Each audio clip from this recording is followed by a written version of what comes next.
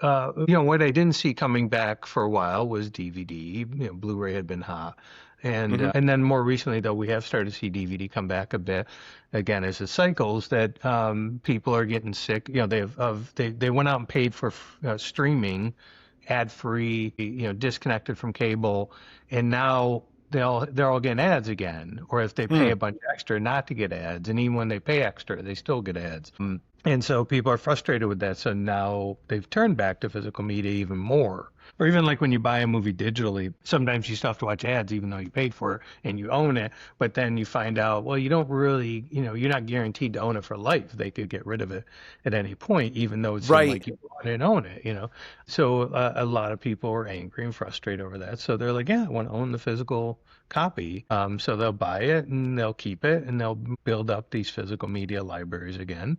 The only thing, they may find, like right now, I don't know how much degradation we've had in the stock of like VHS, requires some maintenance. You can get mold. You got to check that. You're supposed to rewind and fast forward the tapes every year, which I don't think anyone ever does. I know I didn't. Yeah.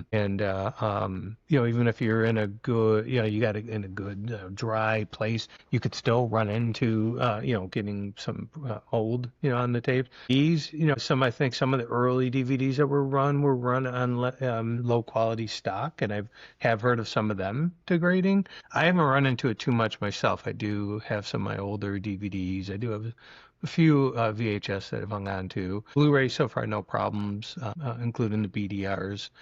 Eventually, I guess everything expires is my point, and you have to replace Yeah. it. Yeah.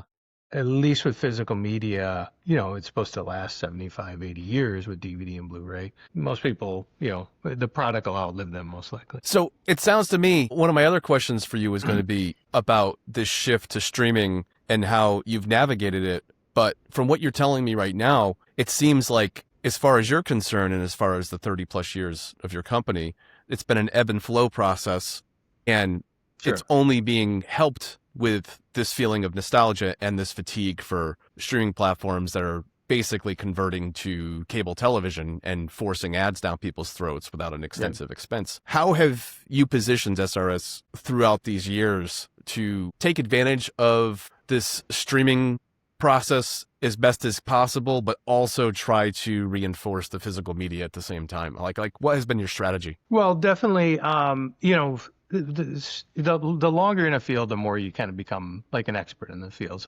After doing this for, I'm in the 34th year, I've figured a few things out. I'll sound a bit maybe like a financial advisor. Diversification is definitely key, like Yeah. um, um, uh, not neglecting any area or trying not to neglect any specific areas of the industry is helpful. So VHS, it's having moved recently and having less space than I had in the past. I decided to back off on running VHS myself, but I reached out to Lunch Meat and said, look, if there's anything in the library you want to release, you can release. So I keep VHS alive via another company. It doesn't make a ton of money, but they do a much better job than I do keeping DVD and physical media and Blu-rays alive, keeping physical media alive, definitely for the audience, even when it shrunk, is key. And then continue to expand into digital, which has become my biggest revenue for sure.